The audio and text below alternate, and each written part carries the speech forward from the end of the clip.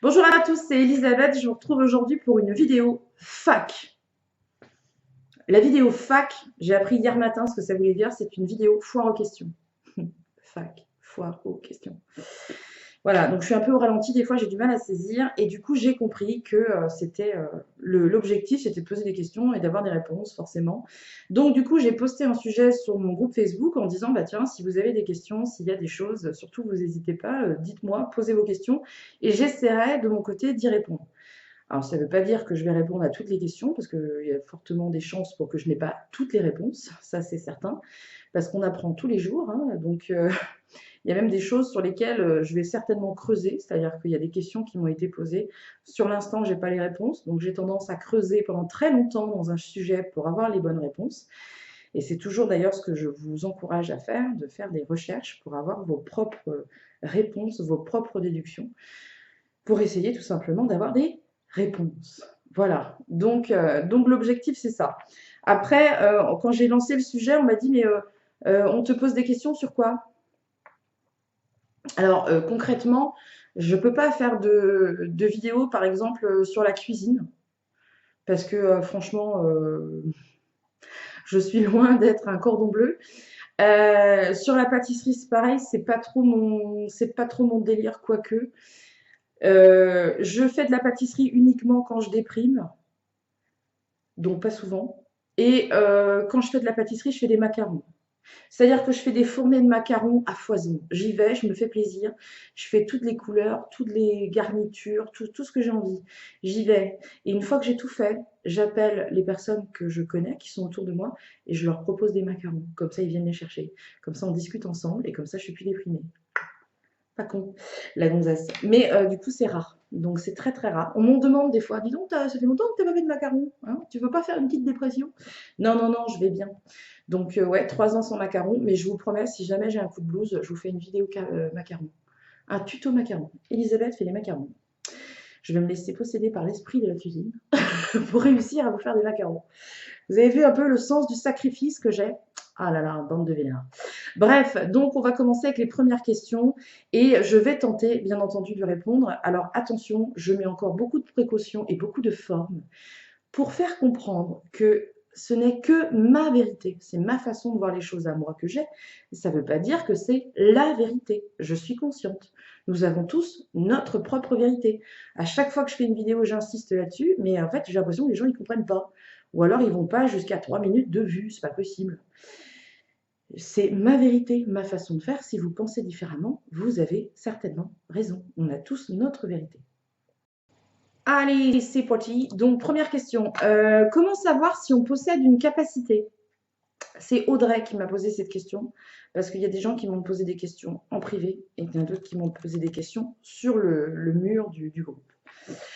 Comment savoir si on a une capacité? Bah, tu sais, Audrey, si jamais tu commences à entendre des choses que les autres n'entendent pas, si tu commences à sentir des choses que les autres ne sentent pas, et si tu commences à voir des choses que les autres ne voient pas, bah, il y a de fortes chances pour qu'il y ait quelque chose chez toi qui soit différent. D'accord? Alors après, quand on parle capacité, euh, moi je vois ça au sens large. C'est-à-dire que pour moi, une personne, et j'en parlais hier soir d'ailleurs, je parlais de ça hier soir. Une personne, par exemple, qu'on croise, il y a des vidéos comme ça sur YouTube où on croise une personne en pleine rue et elle te sort des notes incroyables, elle chante, mais alors, mais merveilleusement bien, et elle n'a jamais appris la musique. Pour moi, ça, c'est déjà une capacité. Quelqu'un je sais pas, tu prends Laure Manodou. Bon, c'est vrai qu'elle s'est entraînée pendant vachement longtemps, on est bien d'accord. Mais ce que je veux dire, c'est qu'elle avait quand même à la base certainement un talent, une capacité pour faire ça. Donc, n'allez pas toujours penser qu'une capacité, c'est quelque chose de psychique, ou de parapsychique, ou de paranormal, ou de voilà. Je pense que finalement, on a tous une capacité quelconque. Il y a des gens qui sont vachement doués pour la peinture. C'est incroyable. Moi, je vois beaucoup de choses comme ça, où des fois, sur Facebook, il y a plein de gens qui partagent ce genre de vidéos. Et il y a des personnes, en 5 minutes, ils peuvent vous faire une réplique de Picasso. Alors que souvent, c'est des gens qui sont à la rue, ils n'ont jamais pris vraiment, ils n'ont jamais fait les beaux-arts, ils n'ont jamais fait ça, et c'est presque inné. Pour moi, c'est déjà une capacité. Et hier soir, je parlais de Beethoven, qui a écrit sa première symphonie, je crois qu'il avait 7 ans, et il était sourd. Donc, je m'interroge, des fois, je m'interroge sur certaines choses en me disant, mais il y a quand même quelque chose. C'est-à-dire que moi, je vois des morts, ok, c'est un fait, mais il y a quand même des gens qui ont plein de capacités qui sont souvent incroyables, des capacités créatives ou physiques. Usain Bolt qui court comme un guépard, bon, même s'il s'est entraîné, je suis d'accord, hein, je veux dire il a quand même performé dans ce domaine-là, mais c'est incroyable. Enfin, moi, je trouve ça incroyable de voir en fait, il n'y a pas de limite physique et le cerveau humain n'a pas de limite, quoi. Je trouve ça incroyable. Bref, donc c'est une parenthèse. Donc pour savoir si tu as une capacité, bah, il faut creuser, quoi. Tu es certainement attiré par un domaine en particulier. Il y a certainement des choses qui te stimulent plus que d'autres. Et quand tu trouves, eh ben, il faut continuer à creuser. Il y a rien sans rien. Donc, c'est vrai que capacité, souvent, on entend euh, tout ce qui est la clairaudience, la clairvoyance, la clairsentience, la voyance, le magnétisme, le reiki. Enfin, le reiki, c'est initiatique, c'est différent. Mais enfin voilà, on entend beaucoup de choses, mais vraiment, qu'est-ce que tu entends par capacité finalement, Audrey? Parce que tu as certainement une capacité. Donc si toi, tu n'as pas la capacité de clairaudience, par exemple, et que tu n'entends pas des choses, ça ne veut pas dire que tu n'as pas de capacité. Tu as certainement une capacité pour faire autre chose, mais peut-être pas dans ce domaine-là, tu vois. Donc pour moi, une capacité, il faut creuser. Et c'est d'ailleurs quelque chose sur lequel j'insiste, c'est-à-dire que j'ai beaucoup de gens qui viennent vers moi pour m'envoyer des mails, etc., pour me demander mais comment on fait ci, et comment on fait ça, etc. Mais cherchez-vous, quoi. Ça passe forcément par une étape où je me cherche, je me documente, je lis, je me renseigne. C'est une recherche personnelle. On ne peut pas venir en face de vous en vous disant bah toi, t'es doué pour le chant, t'as qu'à chanter. Toi, bah tu vas courir comme un guépard, hein. Toi, tu vas courir aussi. Toi, tu fais quoi? Bah alors qu'est-ce qu'on va te faire faire? Bah tu vois, c'est personnel. C'est à toi de te chercher. C'est à toi de te découvrir. Ça passe forcément par une recherche personnelle. Bah oui. Alors, deuxième question, c'est Marie qui m'a posé la question et qui me demande comment on définit la clairaudience. Alors, comment on définit la clairaudience à mon sens, ok? Très souvent, les gens vont parler de clairaudience quand ils entendent des voix. Ils vont se dire, ah ben j'ai entendu une voix, donc c'est de la clairaudience. Il n'y a pas que les voix en fait qu'on peut entendre par clairaudience. Tu peux entendre des bruits, des tocs, des bruits dans les murs, euh, des éclats de verre, des coups de feu, tu peux entendre des musiques, des chansons, des pleurs, des gémissements, tout ça c'est de la clairaudience. Tout ce que tu peux entendre, c'est de la clairaudience. Après, il faut bien définir les choses. Tu as deux possibilités quand tu es face à une entité. Soit tu as un phénomène physique. Le phénomène physique peut être entendable par tous. Ok? C'est-à-dire que, je vais te donner un exemple. Ici, dans ma maison, il y a beaucoup de phénomènes. Et c'est vrai il y a toujours eu, ça fait 9 ans qu'on est ici, on s'est habitué, voilà, et il y a beaucoup de choses qui se passent. Par exemple, ça m'est arrivé il n'y a pas très longtemps, j'avais une patiente qui était là le matin, une cliente, ça dépend comment vous voyez les choses, et on a entendu quelqu'un qui descendait l'escalier, mais il n'y avait personne. Il n'y avait personne à l'étage.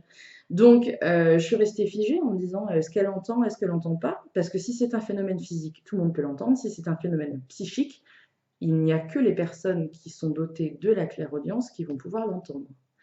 Tu comprends? Donc, les phénomènes physiques, ça peut arriver dans une maison, par exemple ici, toujours dans le même exemple.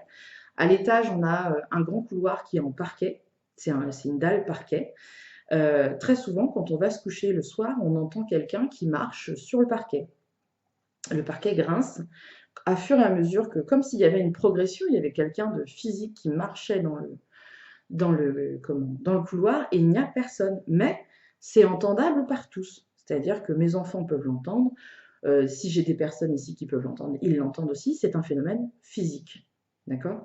Par contre, il m'est arrivé, et encore récemment, d'aller dans une maison où j'entendais une espèce de bordel, je suis désolée, avec des cris, des hurlements, des pleurs, des trucs qui cassent, voilà, c'était très, très, très bruyant, mais les gens n'entendaient pas. J'étais la seule à l'entendre parce que j'ai la clairaudience. Voilà, donc pour moi, la clairaudience, c'est exactement ça, c'est-à-dire que tu peux être sensible à tous les bruits qui sont autour de toi, mais il faudra comprendre que le phénomène peut être physique, entendable par tous, ou alors psychique, et ça sera juste toi.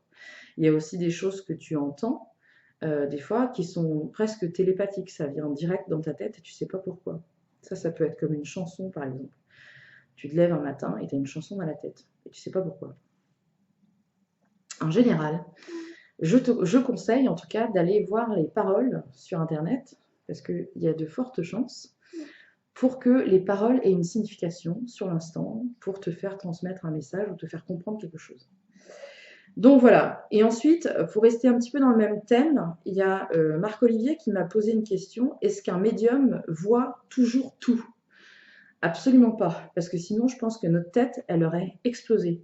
C'est-à-dire que en tout cas, moi, je suis obligée de me verrouiller, entre guillemets. C'est-à-dire que quand j'ai terminé ma journée, pour moi, c'est fini. Donc, stop, je lève le pied. J'ai plus envie d'entendre, j'ai plus envie de voir, j'ai plus envie de sentir, j'ai plus envie de ressentir. Non, non.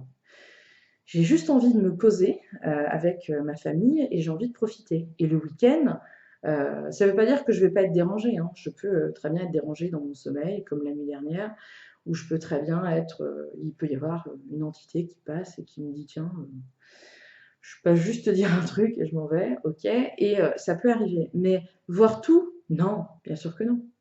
Il y a des choses, moi j'ai une amie, je vais te donner un exemple concret. J'ai une amie qui était en couple. Moi, de mon point de vue, je me disais que c'était quelqu'un de bien. Voilà, c'était quelqu'un que j'appréciais. Et voilà, j'allais pas plus loin. Je veux dire, c'est leur vie.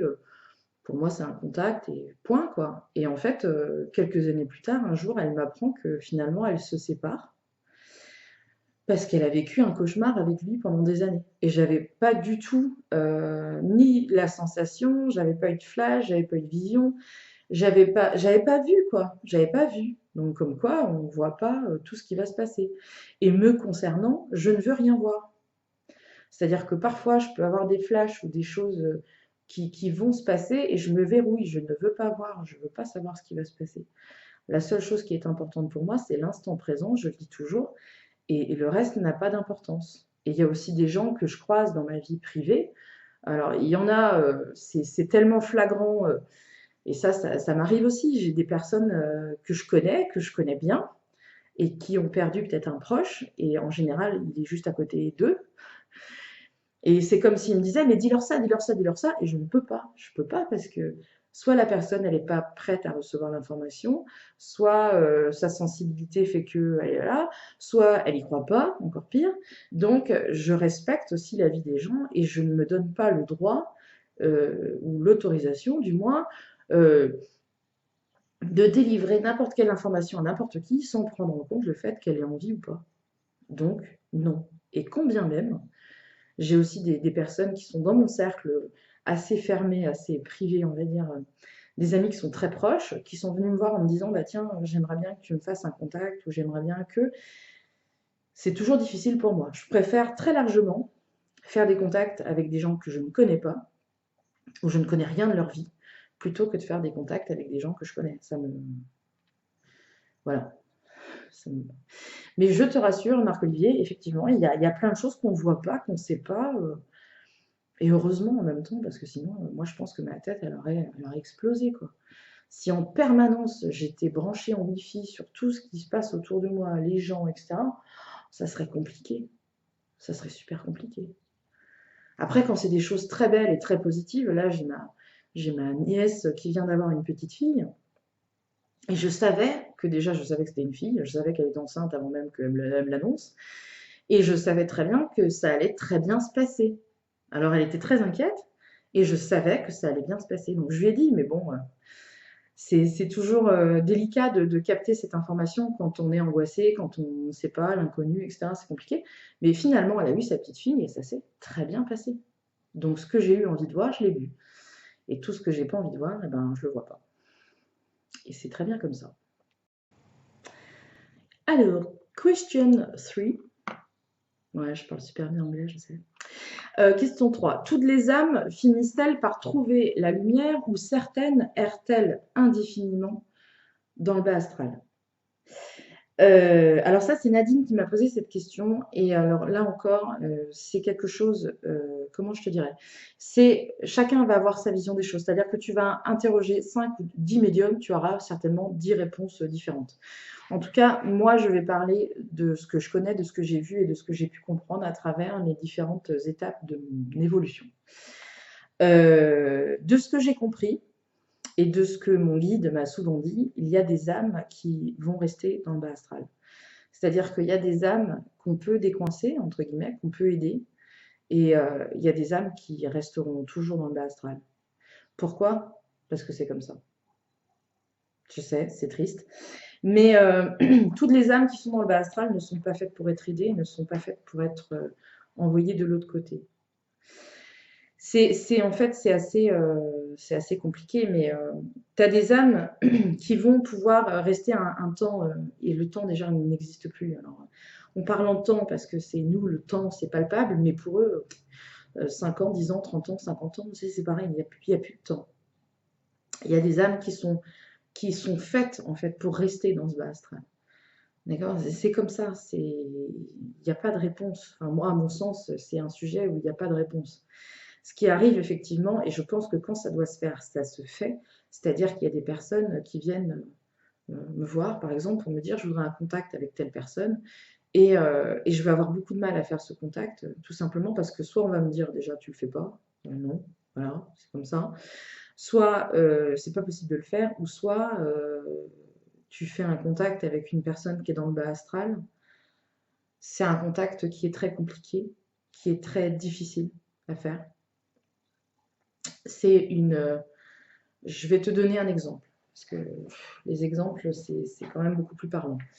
Il y a quelque temps, j'ai reçu une personne qui voulait un contact. Je change un peu le contexte parce que je suis un peu soumise au secret professionnel et j'ai pas non plus à vous raconter tout ça, donc je change volontairement les éléments. J'ai reçu une personne qui est venue me voir parce qu'elle voulait un contact avec sa sœur. Et sa sœur est partie de manière volontaire, c'est-à-dire qu'elle s'est donné la mort parce qu'elle ne supportait plus sa vie terrestre et que c'était très compliqué, une histoire de vie très très compliquée. Et donc elle a choisi de partir. Cette femme me demande un contact avec sa sœur. Et en fait, les premiers flashs que j'ai, c'est que j'ai sa sœur qui est en face de moi et qui me dit, mais va te faire foutre. Donc, je me dis, bon, c'est pas gentil, enfin voilà, je comprends pas trop pourquoi. Et puis, derrière elle, il y a une présence qui se matérialise, entre guillemets, c'est-à-dire que je peux commencer à la voir. Et c'est un homme, il a sa main sur son épaule, sur l'épaule de cette jeune femme qui est partie aussi. Et en fait, il commence à m'agresser, quoi. Il commence à me donner des insultes. Voilà, c'est assez lourd. Moi, souvent, ce qui me choque, c'est l'odeur. S'il y a une espèce d'odeur très forte qui commence à se dégager. Et ça, c'est pour me dire, elle est dans le bas astral. Donc, tu vas rien en tirer. C'est-à-dire que même elle, son esprit est complètement. C'est comme si elle n'arrivait plus à penser finalement. Donc, elle va être dans la violence, elle va être dans la colère, elle va être dans la haine. Elle va rejeter l'aide qu'on lui donne parce qu'elle est coincée dans ce bas astral-là et du coup, on ne peut pas la récupérer tout de suite. Donc, quand ça arrive, effectivement, donc soit moi j'ai l'autorisation de mon guide pour aider cette jeune femme à passer de l'autre côté, à ne plus rester dans ce bas astral et à passer dans la lumière, comme on dit, soit mon guide va me dire non, soit c'est pas le bon moment, soit non, tu n'as pas besoin d'intervenir, c'est non. Et alors après, demander à ton guide pour qui, pourquoi, comment, machin, ça sert à rien. Ton guide, il ne te répondra pas.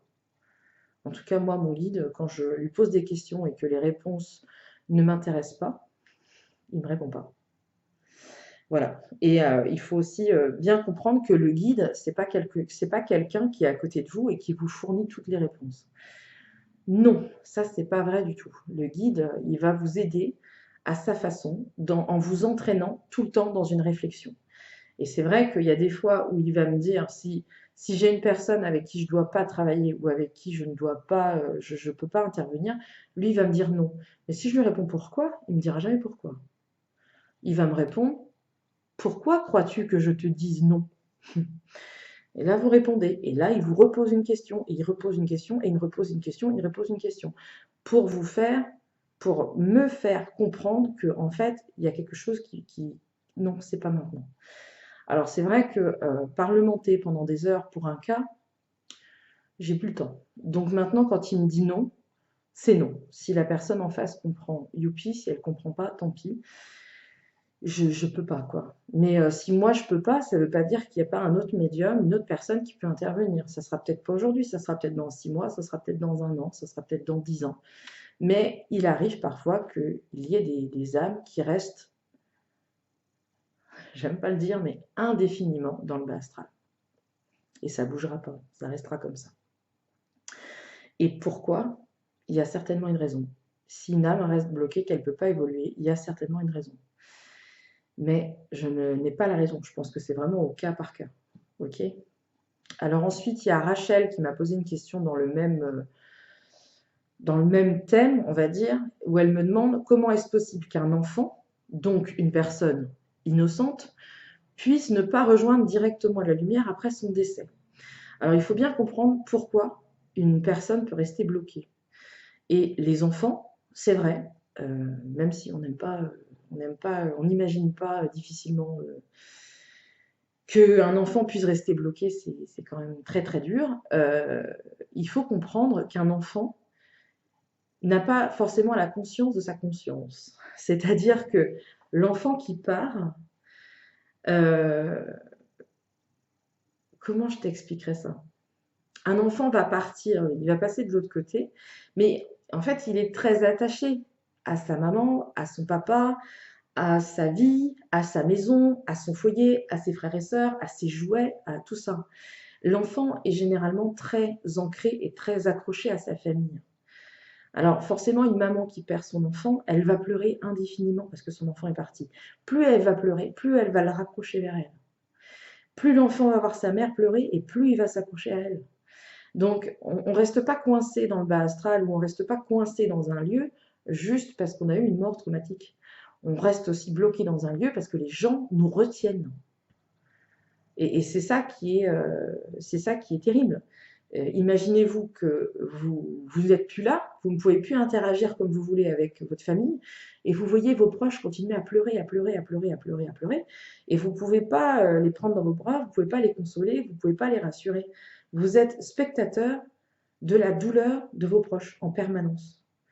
Et un enfant qui reste bloqué, très souvent, c'est un enfant qui est accroché à sa mère ou accroché à ses frères et sœurs ou à un lieu.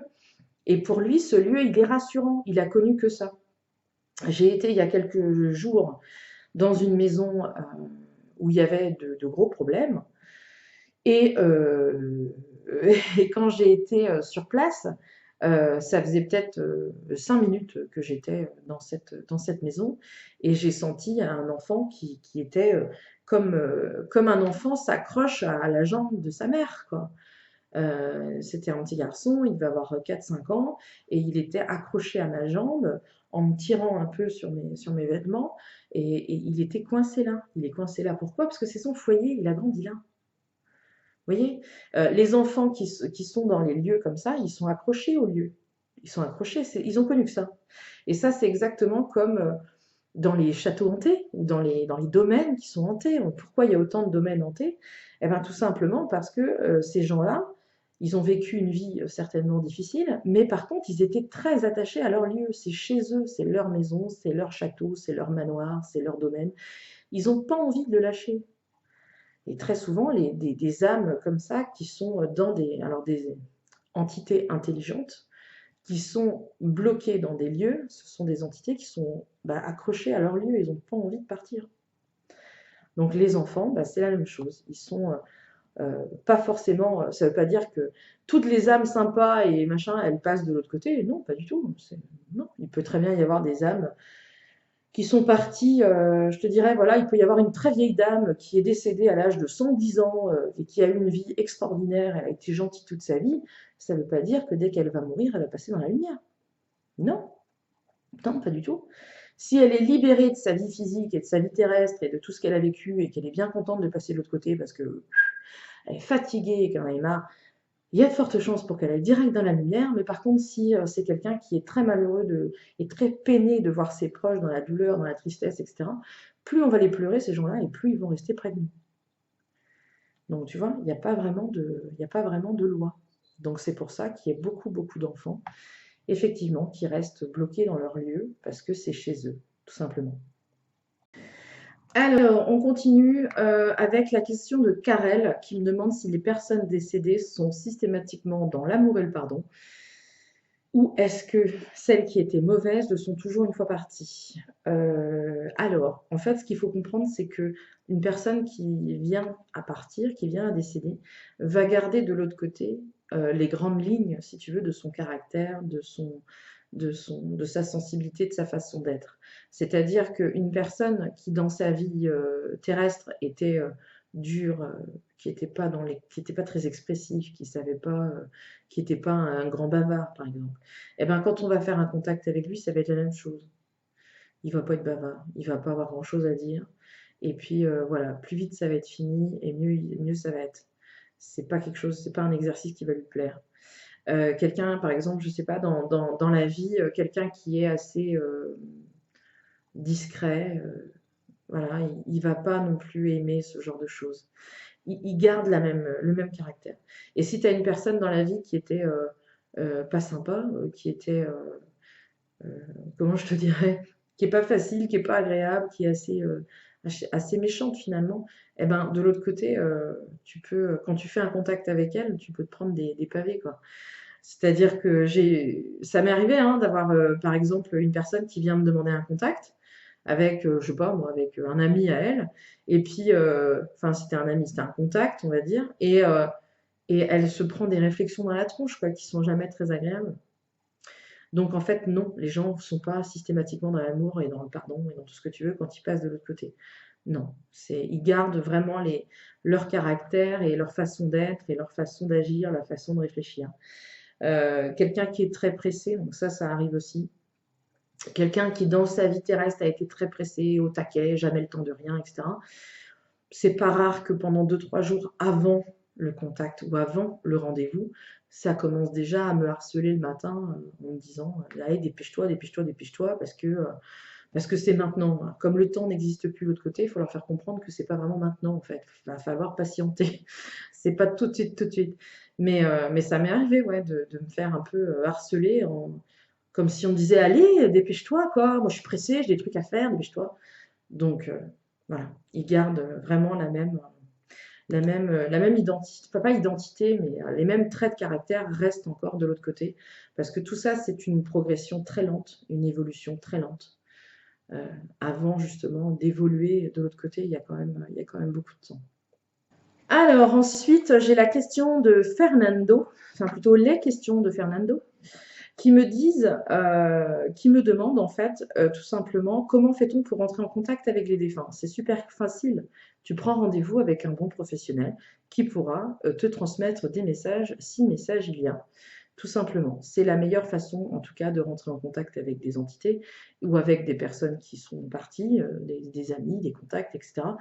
Passe par un professionnel. Ne te lance pas dans des expériences malheureuses qui pourraient très mal finir. Et ensuite, tu me demandes comment savoir quand on est prêt et comment peut-on s'entraîner. Alors déjà, on ne s'entraîne pas.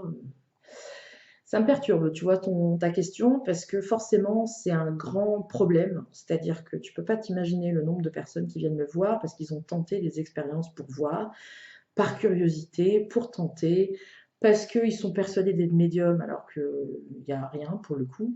Et tout le monde se lance dans des expériences comme ça pour se faire peur, en fait. Souvent, c'est pour se faire peur. Alors, si tu as envie de travailler ta médiumnité, avant même de... D'ailleurs, ça sera comment ça s'appelle, le sujet de ma prochaine vidéo. Je vais faire une vidéo sur comment développer ses capacités. psychiques, etc. Donc, je te conseille de la regarder, que ça pourra te donner des infos. Mais si tu veux, ce que je te dirais tout simplement, c'est que c'est pas toi qui vas décider quand tu vas être prêt. Le jour où tu auras des entités qui se pointeront au bout de ton lit et qui commenceront à te parler et à te dire plein de choses, c'est là que tu seras prêt finalement. Mais tu peux pas être prêt si tu ne travailles pas. Non.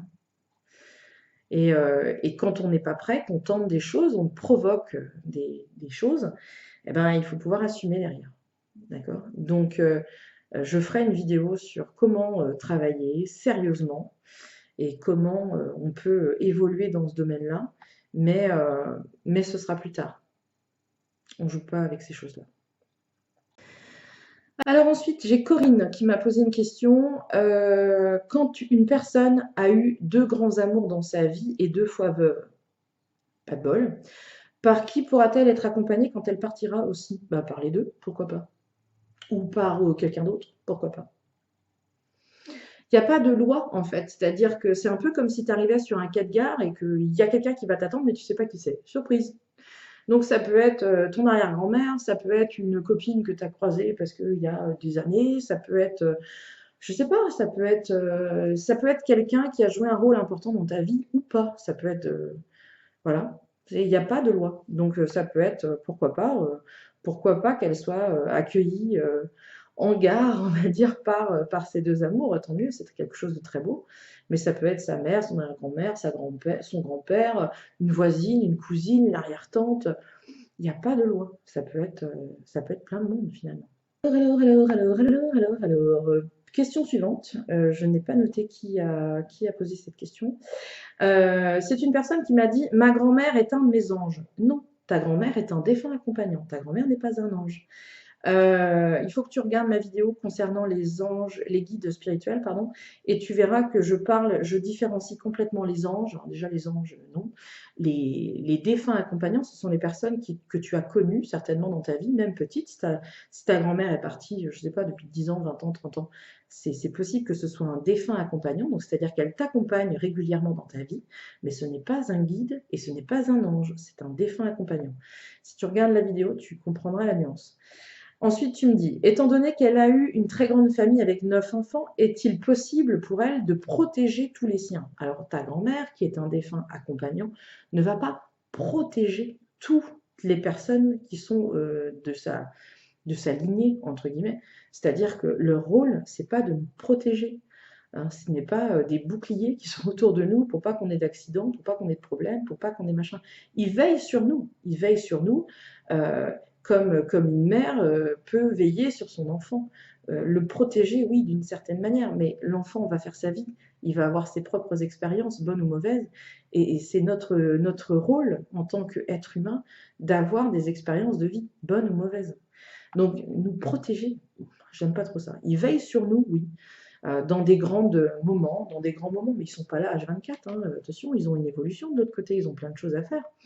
C'est-à-dire que toi, par exemple, tu peux très bien faire partie de cette grande famille, mais ça ne veut pas dire que tous les jours, tu vas appeler tous les membres de ta famille un par un, tous les matins et tous les soirs pour savoir si tout va bien. Parce que tu as ta vie à faire aussi. Le matin, tu pars, tu vas travailler, tu as tes enfants à gérer, tu as ton mari, ta maison, tout ça, c'est ta vie. D'accord? Même si tu fais partie d'une très grande famille, ça ne veut pas dire que tous les jours, H24, vous vivez tous ensemble et vous êtes tous en train de savoir qu'est-ce que fait l'un, qu'est-ce que fait l'autre, c'est quoi son problème, comment on va faire. Non, vous êtes obligés de vivre tous votre vie. Après, ta grand-mère, c'est un défunt accompagnant. Si c'est un défunt accompagnant, parce que si ça se trouve, non. C'est-à-dire que si ça se trouve, elle a une évolution aussi importante de l'autre côté. Elle passe faire un petit coucou de temps en temps. Quand il y a des grandes occasions, souvent c'est ça qui me montre, les mariages, les baptêmes, comment je te dirais, les réunions de famille, les choses qui sont assez importantes. Il y a des flashs souvent qui me viennent de ce genre de choses, mais ils ont aussi une évolution de l'autre côté. Ils sont très occupés de l'autre côté. Donc, ils ne peuvent pas être H24 à surveiller tout le monde. Non. Et puis, ce n'est pas leur rôle. Non, tu as des guides pour ça, qui sont censés, eux aussi, veiller sur toi et t'apporter, en tout cas, du réconfort et t'aider à évoluer dans la vie. Et parfois, pour évoluer, on est obligé de passer par des étapes qui ne sont pas forcément très agréables. Il n'y a pas que des expériences de vie positives. tu vois? Donc il y a de fortes chances pour que ta grand-mère, elle veille sur les membres de sa famille, mais ce n'est pas pour autant qu'elle va protéger tout le monde dans un globe artificiel là, pour qu'il ne vous arrive rien. Au contraire, il faut qu'il vous arrive plein de choses. La vie, c'est ça, hein. Allez, il y a plein de choses qui volent autour de moi, c'est la fête. Donc j'ai dit aujourd'hui que je faisais une vidéo et que tout le monde pouvait intervenir s'ils avaient quelque chose à dire. Alors du coup, j'ai plein de trucs qui passent, j'ai des frissons, j'ai des messages, enfin bref. Donc voilà, je vais juste faire la dernière question de Jérémy avant de faire une pause et d'enchaîner avec mes rendez-vous aujourd'hui. Et Jérémy m'a posé une question en privé, il voulait savoir si la magie noire, les envoûtements et la sorcellerie, c'était bien réel. Alors j'ai pas envie de te foutre les jetons, Jérémy, mais oui, effectivement, ça existe. Sauf qu'aujourd'hui, on ne peut pas quand même le nier, hein, c'est qu'aujourd'hui, on est quand même dans une espèce de société, une espèce de spirale où on a très envie de décharger nos responsabilités sur quelque chose. C'est-à-dire que si jamais on échoue à un examen, c'est forcément parce qu'il y a quelqu'un qui nous a jeté un sort. Si on s'est vautré en voiture, vautré, c'est pas très beau, si on s'est planté en voiture, c'est encore mieux. Si on a un accident de voiture, voilà, je vais y arriver, c'est parce que quelqu'un nous a fait de la magie noire. Si je perds mon job, c'est parce que quelqu'un a fait de la sorcellerie. Si je tombe malade, c'est parce que quelqu'un m'a jeté des entités négatives sur moi. Donc, il y a aussi besoin de faire preuve de beaucoup de discernement dans ce genre de sujet. Je reçois, d'ailleurs, il n'y a pas une semaine qui se passe sans que j'ai pas, je sais pas, une dizaine de demandes où on me dit je suis sûre qu'il y a quelque chose. Et puis 8 fois sur 10, il n'y a rien. Alors, j'ai même des gens qui me disent oh mince, j'ai pas de magie noire. Mais d'où ça peut venir alors?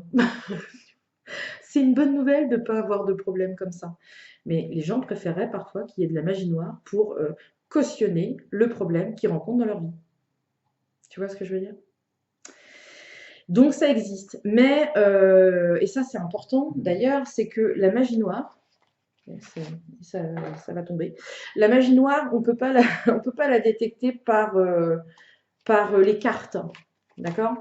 Parce que j'ai une personne comme ça qui est venue me parler, je crois que c'était hier ou avant-hier, qui m'a dit oh là là, j'ai été voir une voyante et j'ai tiré la carte de la sorcellerie. Et du coup, elle m'a dit que j'étais possédée, qu'il y avait des entités négatives et des trucs bien dégueux qui étaient autour de moi et que du coup, il fallait que je paye 1500 € pour faire partir toutes les entités. Là, on vous prend pour une cruche, par exemple. Donc, effectivement, il y a des jeux comme ça de cartes.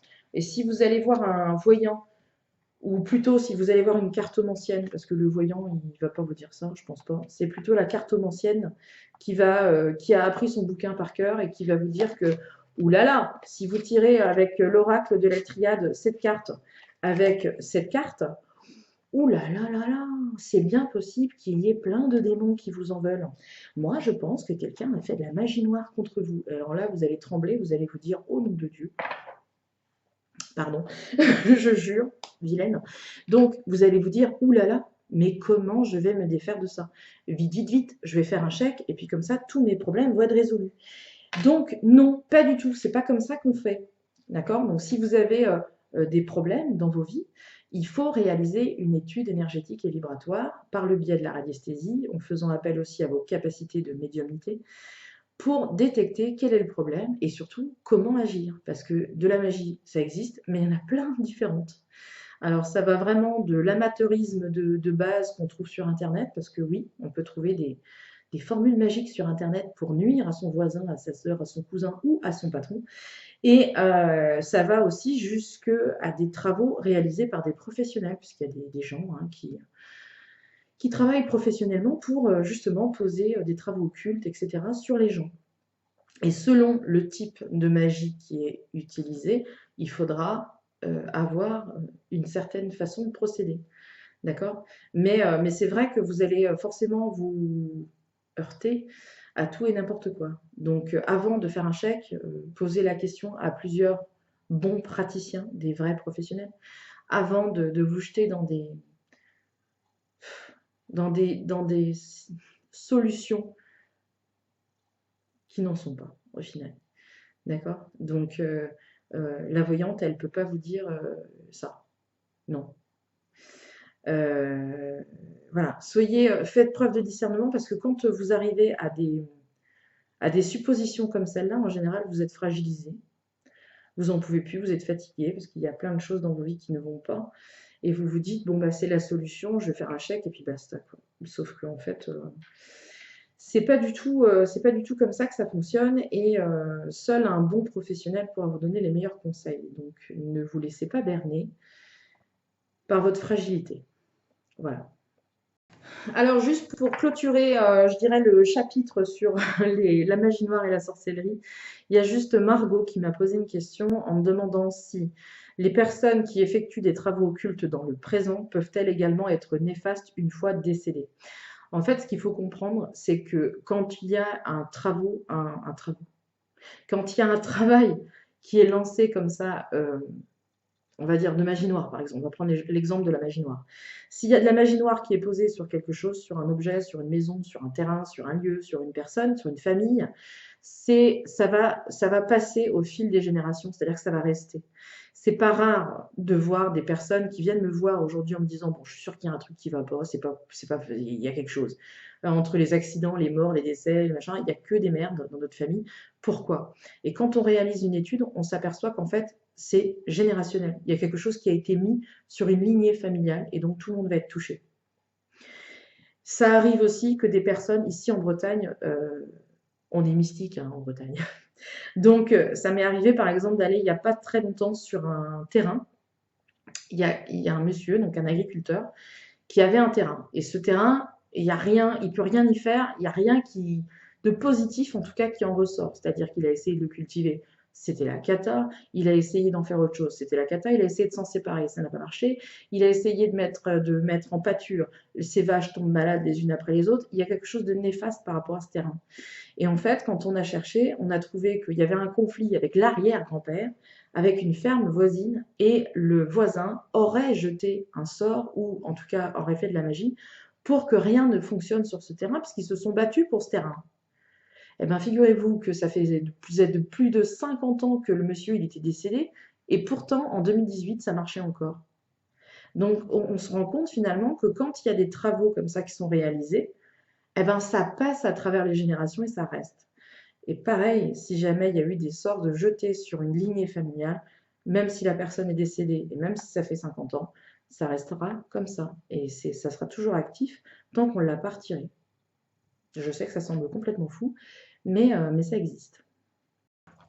Alors, ensuite, j'avais une question de Marie-Hélène qui me demandait si nos ancêtres physiques sont aussi nos ancêtres d'âme, ce qui est apparemment contradictoire avec les vies antérieures, parfois au bout du monde. J'ai pas compris pourquoi le parfois au bout du monde. Alors ça, c'est ma vision à moi, encore une fois, hein. Chacun aura sa vision des choses, mais moi, des recherches que j'ai pu faire et de ce que j'ai pu comprendre, on appartient tous à la même famille d'âmes. C'est-à-dire que ton incarnation actuelle, tu as un mari, tu as des enfants, etc. Et en fait, c'est une famille d'âmes que tu as déjà eue dans une vie antérieure. D'accord? Ce qui paraît fou, hein. C'est-à-dire que finalement, l'âme de l'enfant qui choisit ses parents, bah, il l'a choisi pas par hasard, il l'a choisi parce qu'en fait, dans une autre vie, il a certainement été ton frère, ton père, ton oncle, ton cousin. Vous appartenez à la même famille d'âme. Donc forcément, il revient. OK? Donc pour moi, en tout cas, c'est comme ça. Et il arrive aussi parfois que dans une famille, euh, l'arrière-grand-mère, et alors ça c'est de la psychogénéalogie, psychogénéalogie, l'arrière-grand-mère, pardon, s'appelait Marie, et elle décède, la fille grandit, elle a une fois grandit aussi, et on se rend compte que 50 ans plus tard, on a une petite fille qui s'appelle Marie, et là on lui trouve des points communs avec l'arrière-grand-mère. C'est un peu dingue cette histoire. J'ai l'impression finalement qu'on appartient tous à la même famille, enfin on appartient à une famille d'âmes. Mon petit garçon aujourd'hui a peut-être été déjà mon petit garçon dans une autre vie, où il a été mon frère, où il a été mon père, où il a été... voilà. Pour moi, on appartient à une famille d'âmes. Mais bien sûr, ce n'est que ma vision des choses. Je peux bien évidemment me tromper. Allez, bon, je vais prendre une dernière question. Comme ça me fera 10 questions à peu près. Deux questions principales que j'ai abordées dans cette vidéo. On refera l'exercice d'autres fois, mais j'ai pas envie de faire des vidéos trop longues parce que je vois les statistiques et je sais que vous ne regardez pas souvent très longtemps les vidéos. Donc, la dernière question qu'on m'a posée, c'est Ludo qui me l'a posée en privé et qui m'a demandé, quand on est médium, verbe être, hein, pas le verbe naître, quand on est médium, comment ne pas avoir peur? Euh, On aura toujours peur, enfin moi en tout cas je pense que ça fait partie du... c'est un packaging qui est complet, c'est-à-dire que c'est livré avec la peur. C'est livré avec la peur, le doute, la crainte. Euh, enfin voilà, je pense que c'est un mélange. C'est pas si cool que ça d'être médium. J'en ai déjà parlé dans d'autres vidéos. J'ai déjà expliqué que pendant longtemps, j'ai, pour ma part en tout cas, plus pris ça comme une malédiction que comme quelque chose de cool et de super. La peur fait toujours partie de mon travail et de ma vie. C'est-à-dire que, bon, il y a des fois, effectivement, où c'est plus sympa. Il y a des contacts qui sont sympas. Je peux être réveillée la nuit par une entité qui est plutôt cool. Ok, sans non plus être super chaleureuse, hein, on va pas boire le thé ensemble. Mais voilà, ça peut être furtif. Alors, je pense souvent à. Je pense souvent, je ne sais pas si vous avez déjà vu le film Casper. Il y a un moment donné dans le film de Casper où le papa de la jeune fille, il est parapsychologue, voilà. Et à un moment donné, il parle aux fantômes, aux trois oncles de Casper. Vous voyez mes références culturelles, hein. Quand je dis que je vois les choses simplement. C'est pas une blague, mais voilà, et il dit aux fantômes, surtout, déconnez pas, pas d'apparition, pas de trucs, voilà, qui me font trop peur.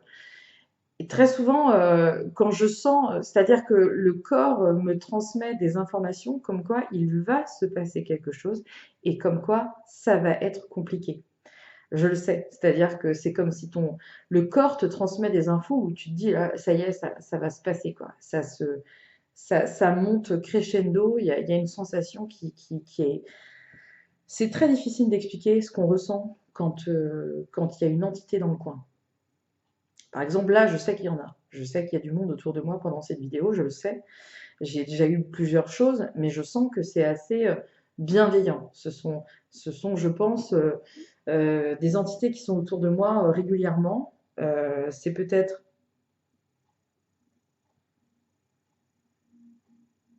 Il y a une musique ou quelque chose. Donc ça aussi. Mais bref, il y a des choses qui sont autour de moi qui sont réguliers et que je sens que voilà, c'est plutôt bien. Là, je me sens accompagnée, je me sens pas toute seule, je sens que il y a beaucoup de bienveillance, on veille sur moi. C'est un petit peu aussi l'occasion pour eux de se matérialiser autour de moi en disant bah voilà, tu vois, on est là. Ça va, c'est quelque chose de régulier. Je suis jamais seule et je sais que je suis jamais seule. Là, on est en train de me faire siffler l'oreille, je sais pas pourquoi. Ça, c'est la première chose. Là, du coup, j'ai pas peur. C'est normal. Je suis accompagnée, il y a du monde avec moi, c'est normal. On n'est jamais seul d'ailleurs. Et ensuite, ça peut m'arriver d'avoir une autre impression où là, je me dis, là, mon corps, il me donne pas les mêmes informations. Donc, ça va être différent. Et quand il y a cette différence-là, où le corps, c'est comme des neurotransmetteurs, tu vois, où ton corps, c'est comme quand tu vas avoir un frisson, quand tu vas avoir froid, quand t'es pas trop bien, tu sais, quand t'es un peu malade, t'es un peu vaseux. C'est tout plein de petites émotions comme ça qui vont t'indiquer que il y a quelque chose qui est en train de se passer autour de toi, mais pour le coup, qui n'est pas très agréable. Et c'est ce pas très agréable-là qui te réveille en pleine nuit. Et en général, il y a une montée d'adrénaline, euh, parce que tu sais pas quand ça va se manifester. Est-ce que ça va te toucher? Est-ce que ça va te tirer les cheveux? Est-ce que ça va te parler? Est-ce que ça va crier? Est-ce que ça va hurler? Est-ce que ça va... Tu sais pas. Tu sais pas ce qui va se passer. Tu es dans le noir, tu es dans ton lit. Tu te caches sous ta couette en pensant qu'il va rien t'arriver parce que tu es sous ta couette. Voilà. Et en fait, c'est complètement con. Mais je le sais, mais je le fais encore. Et par exemple, moi, ça m'est arrivé, je crois que c'était pas la nuit dernière, c'était la nuit d'avant. Je me suis réveillée à 3 heures du matin.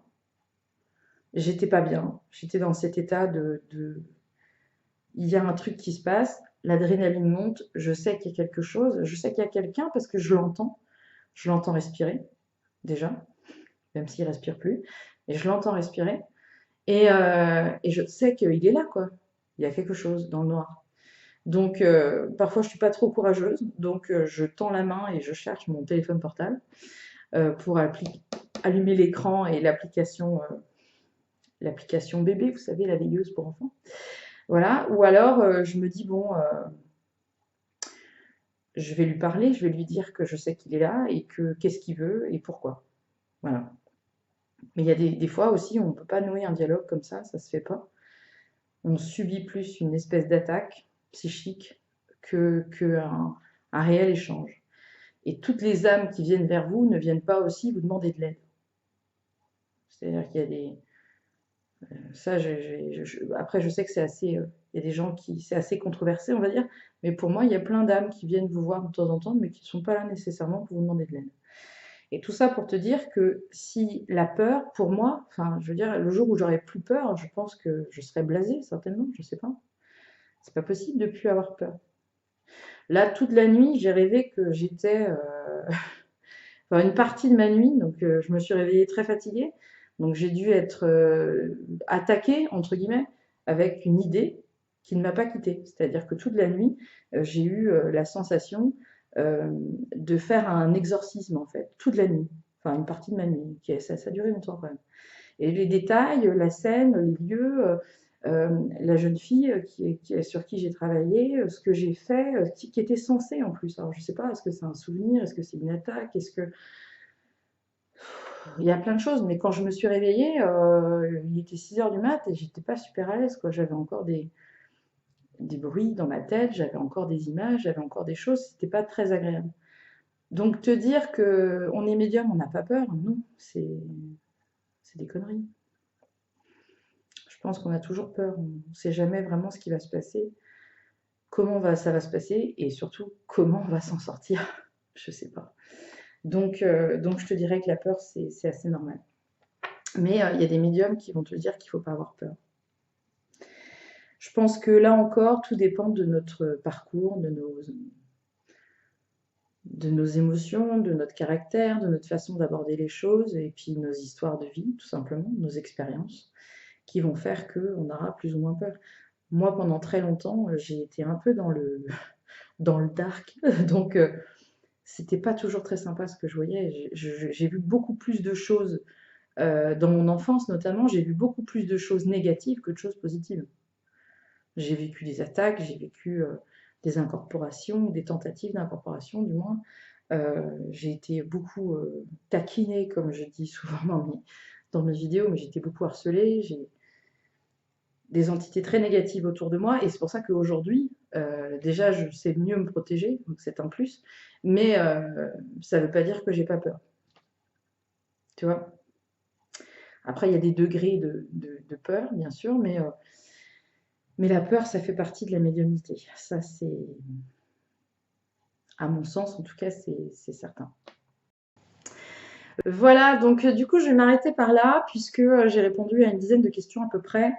Ça m'a fait bien plaisir, en tout cas, de pouvoir transmettre mes réponses comme ça. J'espère que la vidéo vous plaira.